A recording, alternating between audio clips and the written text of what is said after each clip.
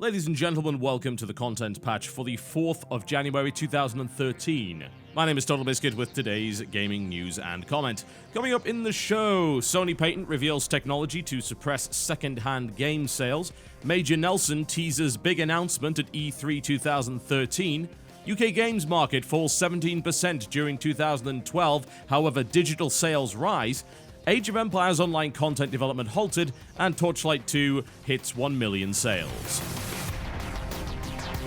It's been revealed that Sony filed for a patent very recently for a new piece of technology which will supposedly prevent second-hand game sales. It appears that the technology uses some kind of RF tag, which will remember whether or not a game has actually been tied to a different machine or user account, and will prevent the game from being used in other unauthorized machines. Sony gave a fairly lengthy statement on the matter, which to some degree explained the technology, and also explained their reasoning behind it. Needless to say, you don't need to hear that, because the reasoning behind it is blindingly obvious. What isn't obvious, however, is where exactly they intend to use this technology. Now, they didn't mention that it had anything to do with video games. That's the weird thing.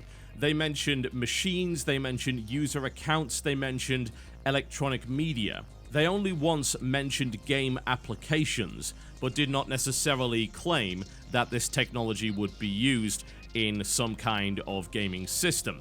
It is, however, logical to assume that if such a technology were to be developed and patented, then it would be used in Sony next-generation hardware, likely to be the PlayStation 4. Now, there's a number of weird things about it. The first thing being that they would come up with some kind of hardware-based RF solution. An RF solution actually makes very little sense, since these are very much things that can be hacked. A physical RF tag can be hacked. One has to wonder what kind of special technology will be in place to prevent that from happening, and of course it will become a prime target for everyone and their mother to try and figure out. Secondly, what exactly is the purpose of it, and what problem is being solved here? It would seem to me that online registration codes and tying games to actual online accounts is the way to prevent games from being sold on the second-hand market. If you register the code and the game will not run without you registering the code, then honestly, that pretty much solves the whole problem across the board. The only time when this isn't going to work is if you don't have an internet connection. Now, this is becoming increasingly rare, of course, and one has to wonder if any of the main markets where these next-generation consoles would be sold are actually lacking widespread internet access. I'm not even talking about fast internet access, just some kind of access in general. It seems like a very odd thing indeed to assume that a sizable portion of these gamers would not have access to the internet in order to register games to an account. Not only that, but the system is already in place to allow them to do that in the form of PSN. It really makes me scratch my head, and it's also why I have a feeling that jumping to the conclusion that this is solely for use with the PlayStation 4 is unlikely. I think it's more likely to be used with Blu-ray technology and future Sony Blu-ray players and possibly movie media. That seems more likely. It's much easier, of course, to hand around a copy of a Blu-ray, and there is currently no protection whatsoever to prevent that from happening. And there is, of course, widespread rental across the board, some of that legitimate, some of it not so much. And the second-hand market for DVD and Blu-ray is, of course, absolutely huge. So it really seems to me like it's inventing a solution to a problem that could be very easily eliminated elsewhere, and we would think that we're going towards a digital-only medium, right? That seems to be the direction we're going in. So if this were being developed for PS4, then that would indicate, of course, that they're still going to be using optical discs, and they have no intention whatsoever of moving into a purely digital space. I don't necessarily blame them for that. I feel the retail space is still important, and that downloading all of your games is not necessarily an ideal situation, especially bearing in mind the size of Blu-ray disc games and the lack of storage on many modern console pieces of hardware. But it does seem really odd, doesn't it? And then, of course, it opens up this gigantic can of worms about the second-hand market, and I could go on for the entire show about it, but I'm not going to because I'm here to report the news. But let me just throw this out here. The notion of second-hand games has been tackled in a wide variety of different ways already, including, of course, the notion of pushing digital sales. Steam essentially eliminates the second-hand market for the PC. online codes and the multiplayer access passes. Those are the kind of things designed to restrict that marketplace. Is that not working well enough to the point where we need a piece of hardware to lock it out entirely? And also, consider this, the way that DLC is actually being sold to the consumer these days is a very legitimate way to turn secondhand customers into actual service users that are willing to purchase digital content, and DLC, quite frankly, is sold at a very, very large margin in comparison to the actual software itself. It's usually less content for more money. It's very, very rarely a case that DLC is actually really good value. And that's what really makes me scratch my head. Why do you need this? It seems like the market is already solving the problem of the second-hand market itself without having to resort to any kind of draconian hardware-based system.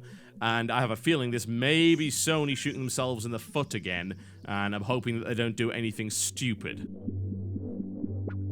Microsoft's Major Nelson has set up a countdown timer to E3 2013 and has posted on its blog, and it's on.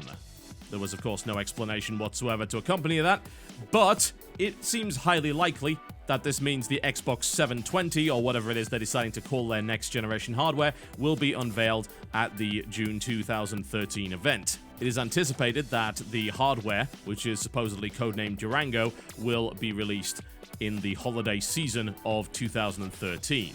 There are also more rumors flying around surrounding the Xbox 720. Several websites have reported that Microsoft has finalized their Xbox 720 architecture and has moved on to a testing phase which could very well lead to mass production within the next few months. As to how accurate those reports are, well, that remains to be seen. Finally. Honestly, I'm not all that interested in consoles. As you're well aware, I'm very much a PC gamer, but I certainly do dip into consoles from time to time. But my concern about gaming over the last couple of years has been just how slowly technology has been moving, i.e. it hasn't been at all.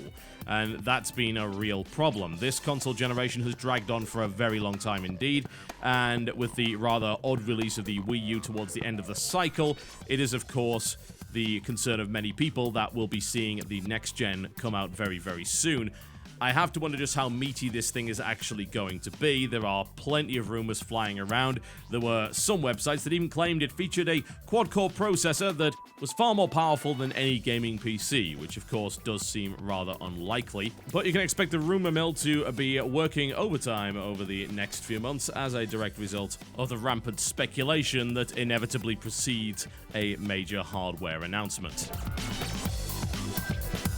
The Entertainment Retailers Association in the UK has published its full report for 2012, which indicates that the UK games market fell by 17% in comparison to sales in 2011. That means that £1.6 billion was spent in the UK on games in 2012 versus 1.9 billion in 2011. It's reported that physical media sales dropped to 65.4% in comparison to 73.5%, and that is, of course, as a result of the growth of digital sales. The Director General of the ERA, Kim Bailey, says that the combination of a myriad of exciting new devices and compelling new digital retailing services is clearly exciting consumers, however did not go on to actually describe any services related to gaming, focusing on music providers such as Spotify and Wii7. She went on to say that the dearth of attractive releases during summer 2012 was a clear, significant factor in these results, and suppliers need to do more to rebalance their release schedules and improve the quality of their releases. No retailer can afford to pay overheads on a store for 52 weeks of the year if all the key releases are going to be concentrated in the last quarter. I do have to wonder just how accurate these figures actually are, though. I mean, we're talking about digital sales across the board. And where exactly did they get this information from? The best of my knowledge indicates, for instance, that Steam does not release these kind of figures. So I don't know if this includes PC digital sales at all in any real respect. Unfortunately, I dug around trying to actually find the report and what it included, but I couldn't find any information about that whatsoever. What I did find, however, is that the game sales are in fact estimates by a media research company called IHS Screen Digest. Now, I have to wonder how much information these guys really have, and just how accurate these figures could possibly be as a result. based on the fact that it seems to be nigh on impossible to find out exactly what these sales figures really involve, I have to question the actual legitimacy of the figures in general. It seems highly unlikely that you would be able to acquire accurate figures of, say, the PC gaming market, particularly Steam, and free-to-play microtransaction-based titles. As a result, it's really kind of a non-piece of news because it's very hard to know just how accurate it really is and to read in any way into the actual numbers themselves. Gas-Powered Games has announced that they have finished the development phase of Age of Empires Online, and the content development will not continue for the title. They've claimed that they've now moved on to the support phase and consider the game to be content complete. This means that there will be no additional civilizations added to the game, so the existing 6 are the complete and final set. Gas-Powered Games stated on their website that creating top-tier content, as we have been doing for the last year and a half, is very expensive, and too expensive to maintain for long, as it turns out. We can no longer afford to keep creating it, and Age of Empires Online already has a very large amount of high-quality, handcrafted entertainment, and adding more is no longer cost-effective. It would appear that Gas-Powered Games is ready to move on to a new title, with a rather odd countdown timer being placed on the website to something called Project W, which looks like it will be unveiled on January the 14th when the countdown actually ends. Now, honestly, this is an interesting little piece of information because, quite frankly, it's hard to really treat Age of Empires Online as a traditional game because the actual business model of it very much isn't. So, those of you who don't know, Age of Empires Online is very much an Age of Empires game. It plays in a pretty similar way, but the way the campaigns are set up and the way that your overall civilization exists is very much persistent. And as a result, you have this home base that you build up and you gain technology and you gain items that you can use on your troops and you can trade stuff and level up and all that kind of stuff. So it has very much an MMO element to it. Now, as a direct result, I believe there are certain expectations of a game that has that level of persistence in it. And when you create something that's a free-to-play title, and you make something that has MMO aspects, then I believe the expectation is that the game will be developed over a fairly long period of time, and additional content will be added, otherwise one fails to actually stay interested in the game.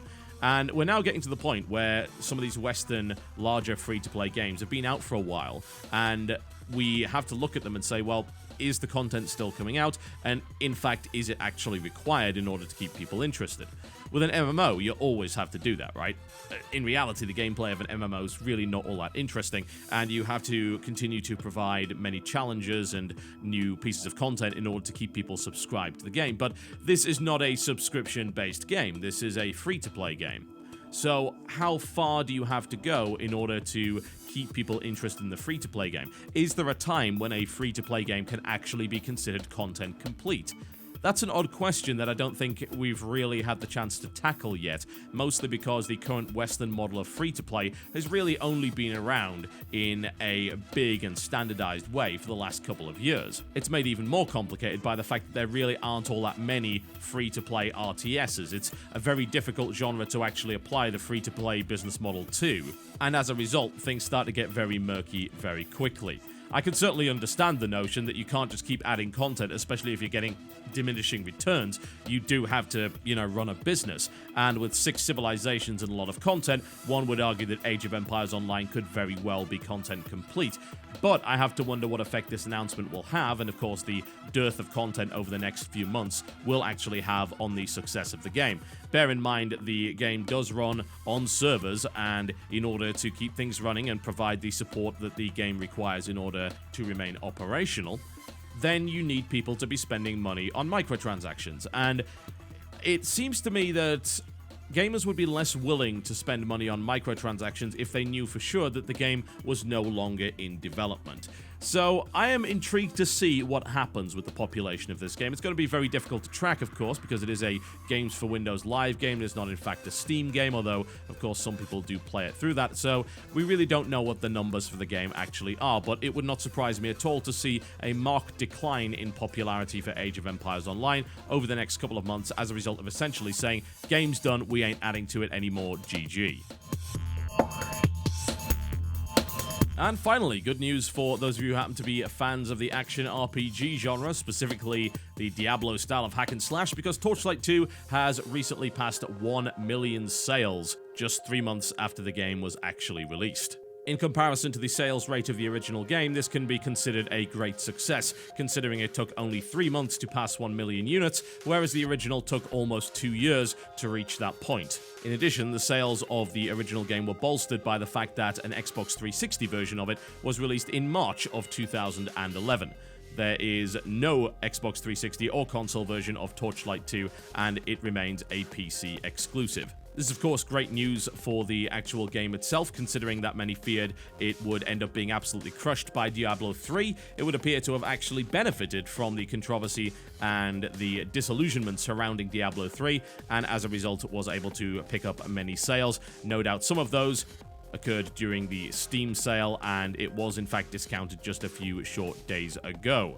The game has been generally well received across the board, with some complaints about the so-called clunky nature of the combat, surrounding the fact that you cannot cancel out of abilities or auto attacks, which leads to a less responsive feel in the opinion of some people. However, one legitimate piece of criticism that has definitely come up over the past month or so is the promise of modding tools. Now, back when the game actually came out, it was promised that modding tools would be released shortly after the game's initial release. However, despite claims by CEO Max Schaefer in interviews in October, there is currently still no sign of the actual modding tools themselves. This is, of course, concerning a great many people because this was a promised feature and also included integration with the Steam Workshop, which could very well mean that the game is extremely well developed by the community over the next couple of years and turns into something extremely good. However, the lack of modding tools at the moment is currently hamstringing the modding scene, although not stopping it entirely. I too am rather curious as to where the tools actually are, even though it's only been 3 months since release, and I will be contacting Runic to see if I can find out over the next couple of days. Okay folks, that is me done for the day. Thank you very much for watching the content patch, and I will see you next time.